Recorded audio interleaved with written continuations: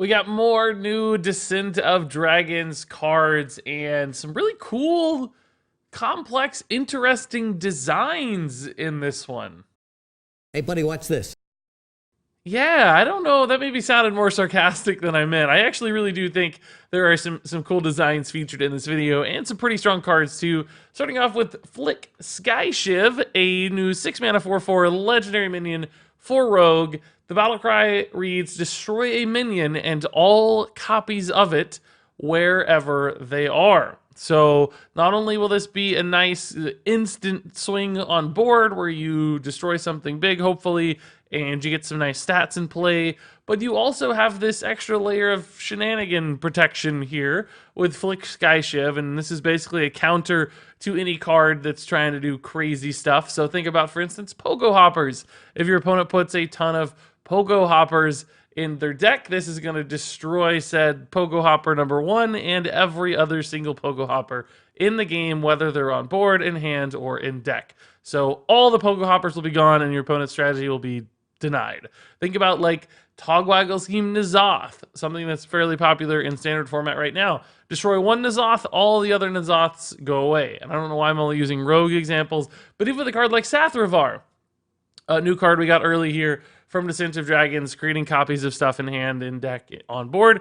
Flick Sky Shiv answers all 3 of those copies. So you can imagine a lot of these different decks that try to do shenanigan-y stuff through value by putting extra cards into their deck. Flick Sky Shiv goes a long way. But even then, just stuff that your opponent runs 2 of. Say they just have like 2 Sea Giants. You destroy one Sea Giant, the other Sea Giant is going to go away as well. So it doesn't have to be shenanigans. Sometimes it's just good based on the structure of Hearthstone decks. So, needless to say, I think Flick Sky Shiv presents 2 really powerful lines of play. Instant removal, kind of in that Vile Spine Slayer space where you're just happy to have a mid-game card that swings the board, and protection against just absurd stuff and big crazy game plans from your opponent as well, sort of a tech card to those sorts of ideas. That to me makes Flick Sky Shiv a really, really strong looking card. I don't think she's quite as good as Vile Spine Slayer despite the no combo requirement here, because Vile Spine, you could just cheat it out a little bit sooner in some cases, doing things like coining it out on turn 4, and that was far more important. And Flick Sky Shiv has a little bit more of a check here on when she gets played, and later a card like this, even just 1 or 2 turns difference, the later it goes, the less these smaller stats are impactful. So like, you know, a Vile Spine Slayer on 5, a 3/4 is a little more relevant than the 4/4 on 6.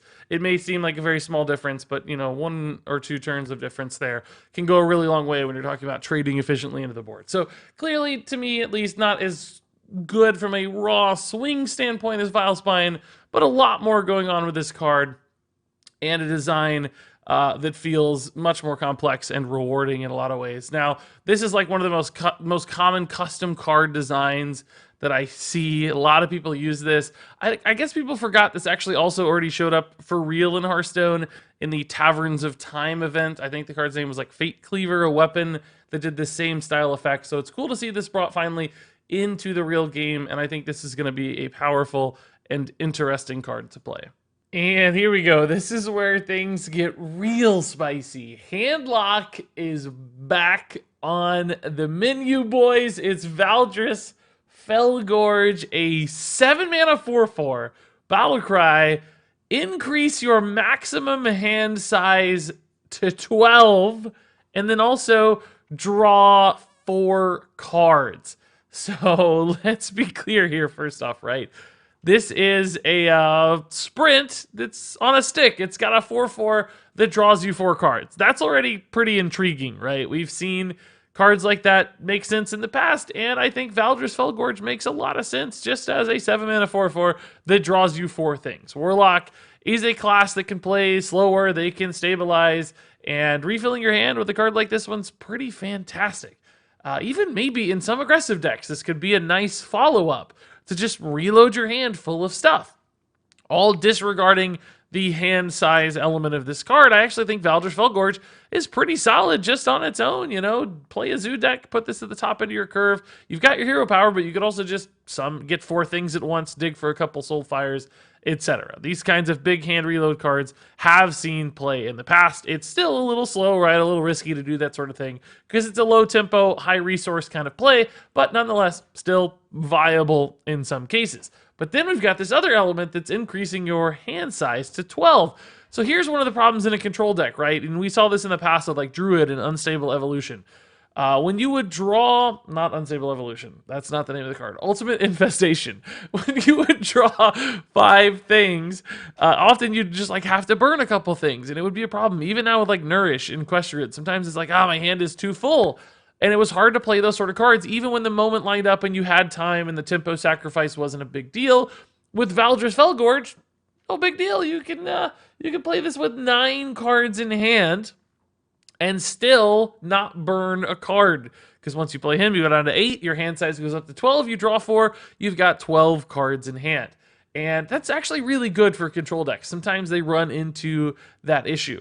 Now, obviously, you don't always want to fatigue out in control decks, but Warlock does actually have some ways to combat that sort of thing. So Valdris Felgorge can still be a big resource bomb. And then, of course, you've got hand synergy things like your Twilight Drakes are going to be bigger than ever. You've got Mountain Giants that you can play at a ridiculously low cost at those late stages of the game. And you've just got even more choice than normal. You can make big, crazy hands full of legendaries with Rafam. You can plot twist like mad with 12 cards in hand. All of that is kind of absurd with a card like Valdris Felgorge. Now, all that said, I've been talking a big game here for this card. It's because it does some really cool stuff, right? And there are some crazy lines that open up as a possibility with Valdris Felgorge. But all that said, still not like, the dream 5-star card here. There are some tempo issues. There are some awkwardness problems when you do these sorts of things.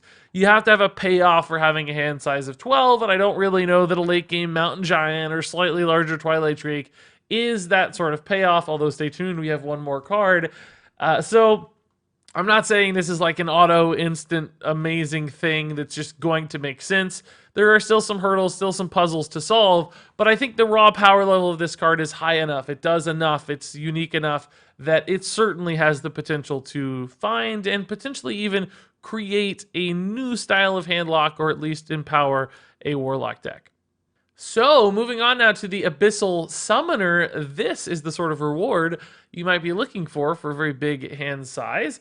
It is a 6-mana 2/2 for Warlock with a Battlecry that summons a demon with taunt and stats equal to your hand size.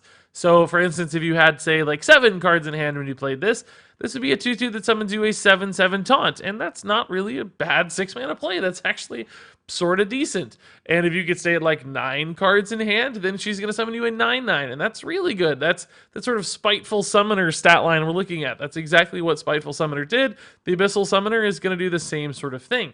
If you do manage to also play this post our previous card, then yeah, you could get an 11/11 on board out of your Abyssal Summoner, and that's pretty fantastic. Like, that's a big 6-mana tempo kind of play. Again, I don't know that it's necessarily the sort of thing that lends itself naturally to a control or like just exhaustion style deck as you might expect. Maybe though it's like a counter pressure deck where you draw a ton of cards, you're playing big stuff, you're just trying to overwhelm your opponent with big bodies. And Abyssal Summoner absolutely contributes to that game plan. Now, the problem with a card like this is that it's pretty unidirectional. It's only going to be good in decks that are like handlock style decks. So if that doesn't work, this card has a very high risk of failing and not really making sense. I also just don't think the payoff is enormous enough, like, yes, Spiteful Summoner was good, but can you build out like a good tempo package to support that where this card becomes like the final blow of the deck? I don't know. I don't think so, since this comes on curve before our previous card. So for all those reasons, I think this operates a little bit differently than a card like Spiteful Summoner. It's awkwardly even less consistent, I think, than Spiteful Summoner in some ways. And the deck construction to get it there isn't quite as obvious. So although this card certainly looks like it has some potential, and I think Handlock is a really cool archetype that I absolutely want to explore as soon as possible with 12 cards in hand, that this will be a part of probably. I don't think this card is outstanding necessarily. I think solid, playable, certainly reasonably good, just not perhaps very, very powerful. So next up here we have Sanctuary, a new side quest for Paladin, coming in at 2 mana, which is a little weird. So far, all quests and side quests have been 1 mana. I wonder if that means this card got a pre-nerf where they changed it from the get-go and made it 2 mana. I guess we'll stay tuned for more details on that, or maybe if the rest of them are 1 mana, we'll get some insights. But this side quest, if you take no damage for a turn, you will get a 3/6 minion with Taunt. So big body here for 2 mana. That's obviously way overstated for what you'd expect for 2 mana. And the Taunt is interesting as well. So your first instinct might be, oh, cool, like a great card for a control deck that, you know, they stabilize, they deny their opponent, and then they get a free extra 3/6 Taunt. I think that's cool in theory, but really hard in practice, because as soon as you fall behind with a card like this, as soon as your opponent gets any minions on board, then they're probably going to hit you in the face. This could be good for like a post, you know, equality consecration or wild pyro equality turn where they don't have anything on board, and you can play this and they're probably going to be reloading instead of attacking you in the face. That could work, so keep that in mind. But also a lot of decks have pings and direct damage to keep something like this from going off if they are a more aggressive style deck. It also might just be too late in the game to spend 2 mana on a 3/6 taunt. So some downsides there. But there's also a world where you can play this in an aggro deck. You get a head on board early, you get a 1-drop out there, and you play this on turn 2, and the opponent you're playing is so far behind or can't get minions on board that this just goes off, and you're happy to get a 3/6 and play in an aggro deck. Like, that's actually a really nice, aggressive early minion, right? Any aggro deck would play a 2 mana 3/6. That's just fantastic. The fact that it has taunt is not particularly relevant, although it could also help protect other powerful, aggressive assets. But even then, I think there's some awkwardness. There's just so many decks that can ping you off. Or if you play a 1-drop and they play a 1-drop, your 1-drop is very unlikely to kill their 1-drop, which means they might be able to freely attack you when you play this after turn 2. So I think it's just going to create more friction and awkwardness than it will actually deliver in upside. If this was 1 mana, there's certainly more likelihood to me that it would get there. I think the fact that it's 2 is very, very strange. Top decking this is going to feel terrible because it's going to put you even farther behind. And once you're behind, this card is really, really bad. If they have any minions on board, they're just going to be able to chip you down and never actually get this summoned. So for me, Sanctuary, interesting design, like a really cool new thing we haven't seen in Hearthstone. A lot of interesting back and forth and friction in this card created. But nonetheless, I just don't think this one's strong enough. I don't think it gets there. Oh, I should note, I've heard some people talking about timeout with this card, and it's like, guys, come on. That's not a thing we need to consider. Timeout is something you run in a hyper-control deck that you want to use in specific key moments. A 3/6 with taunt is just not going to be powerful enough as a 2-card combo in those decks. You're going to want that card draw in that deck slot to be something with way more oomph, way more consistency, and way more control. So any deck that's going that greedy that they're running timeouts, say like a Holy Wrath Paladin, the 3/6 just isn't going to go far enough. This wouldn't make the cut in that sort of deck. So I don't even think that kind of combo bails this card out in my mind. Next up here, let's take a look at the Zoldrak Ritualist, a 4-mana 3/9 neutral minion. It does have taunt, which is pretty crazy. Big body here with taunt, but the battle cry will summon 3 random 1-cost minions for your opponent. So you give your opponent 3 dudes to trade into your giant overstated taunt. Now, let's just look at this straight up first off, right? A 3/9 taunt for 4 is really good. That's obviously a big body. You wouldn't expect to see those stats. If you compare that to, Sinjin Shieldmaster, you're looking at an additional 4 health here on a base minion. But, of course, those 3 1-cost minions are going to do between 1 and 2 damage in most cases. So it's kind of like if they all just traded straight, you might end up with sort of a Sinjin Shieldmaster body in the first place. Maybe you get like 3/6 out of this if they're all 1/1s, but there could also be Mermies and stuff, right, with Death Rattles that make this even more problematic. So for me, just straight up, Zoldrak Ritualist doesn't make sense. There's way too much downside in giving your opponent 3 things that can high roll, can be synergistic. We don't even know what 1-drops are out there, but there could be some Flame Imps and stuff that trade super effectively into this unit. So from a straight up line, this one doesn't make any sense. No cards that have summoned stuff for your opponent like that end up working out very well. They always seem to backfire. But there are some sort of sideways uses for this card we have to consider. So for instance, things like Sea Giant and Mogu Fleshshaper love having minions on board even if they're your opponents. So maybe there's some deck that summons a bunch of minions and they're able to utilize Zoldrak Ritualist to increase the consistency of those big like sea giant turns.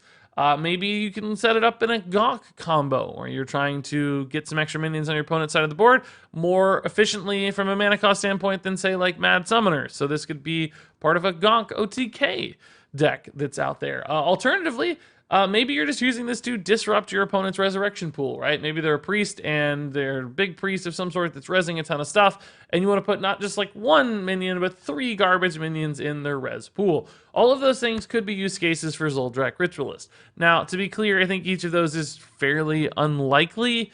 Those are all just hyper-specific use cases, and it might be hard for a deck to build this sort of card in because on its own it's maybe not so good.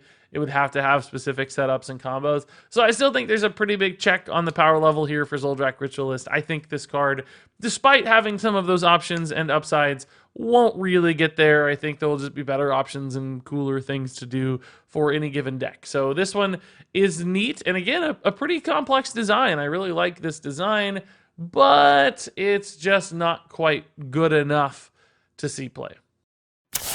Flick Skyshiv is a 4-star card. Valdris Felgorge is a 4-star card. Abyssal Summoner is a 3-star card. Zoldrak Ritualist is a 2-star card. Sanctuary is a 2-star card.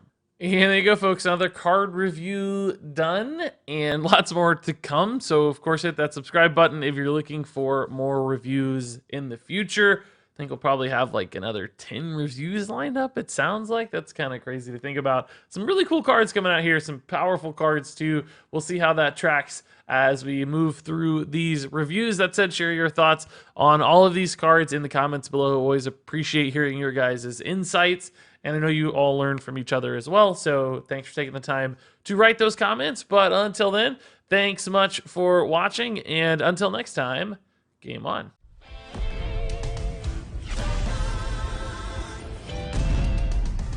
Dragons take flight above the ice and snow, high in the sky.